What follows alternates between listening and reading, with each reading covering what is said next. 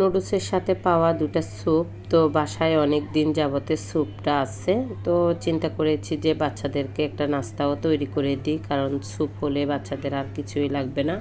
আমার বিশেষ করে বড় মেয়েটা স্যুপ খেতে খুবই পছন্দ করে আমার হাতের।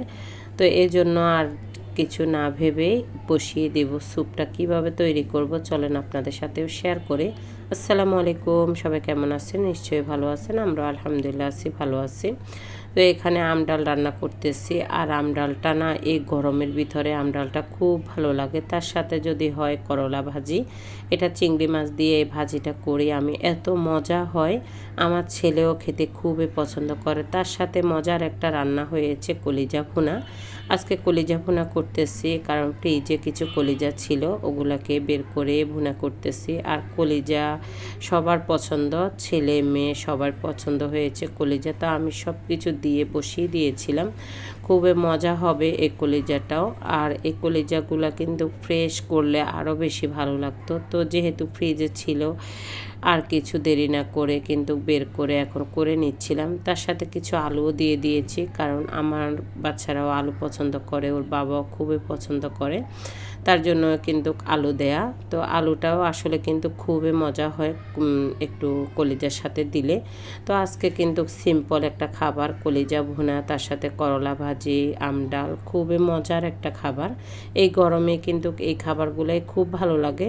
সন্ধ্যায় কিন্তু চলে আসছি স্যুপ করার জন্য। তো দুটা পিস মুরগি বের করে নিয়েছি, যেহেতু আমার বাচ্চারা খাবে তার জন্য খুবই মজা করে একটু করে দিব ওদেরকে। তো এই জন্য কিন্তু মুরগি বের করে সিদ্ধ করতে দিয়ে দিয়েছি।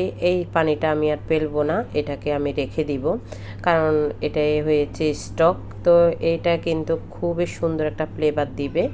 তো এখানে মুরগিগুলোকে একটু ঝুরি ঝুরি করে আমি দিয়ে দিয়েছি, তার সাথে কিন্তু কর্নফ্লাওয়ার আর এই যে মশলা যেগুলো ছিল তো ওগুলোও কিন্তু গুলিয়ে নিয়েছি। আলাদা একটু কর্নফ্লাওয়ার দিয়েছি, তাহলে খুবই মজা হবে, যেহেতু এখানে 4 পাটি করতে হবে আমার। তো এই জন্য একটু বাড়িয়ে করতেছি, কারণ বাসায় আর যা যা আছে এগুলো দিয়ে দিচ্ছি মজা করে, যেহেতু খাবো একটু, তো সব কিছু দিয়ে একটু খাই। তো এখানে সয়া সস দিয়ে দিচ্ছি। স্যুপটা খুবই ইজিলি করা যায়, তো এখানে যেহেতু রেডিমেড তার জন্য কিন্তু আরও ইজিলি করা যাচ্ছে। তো যদি আমার না হতো তাহলে আমি এভাবেই করি। স্যুপটা খুবই মজা হয়, মুরগির মাংস দিয়ে একটু সব কিছু থাকলে স্যুপ করতে বাসায় কিছুই লাগে না।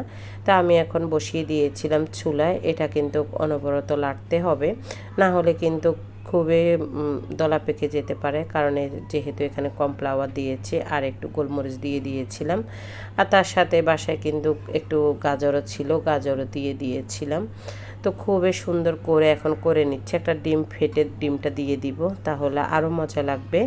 যত মজা ততই কিন্তু সব কিছু। তো যেভাবে কিন্তু মজা করে খাওয়া যায় ওইটাই কিন্তু করতেছি আমি। তো এখানে কিন্তু স্নেহার বাবাও আছে বাসায়, তো বলছিলাম যে স্যুপ খেয়েও, তো বলছিল যে কোথায় পেয়েছো এখন কিন্তু স্যুপ। আমি বলছি রেডিমেড যে স্যুপগুলো আছে ওগুলোই করেছিলাম। খুবই মজা করে এখন দুজনের জন্য নিয়ে নিয়েছে, আগে দুজনে খাই, তারপরে হয়েছে বাচ্চারা, আগে নিজেদের জন্য কিন্তু বেড়ে নিয়েছি। বাচ্চারা দুটাই কিন্তু এখনও কিন্তু আসে নাই, তো ওদের জন্য গরম গরম কিন্তু নিব।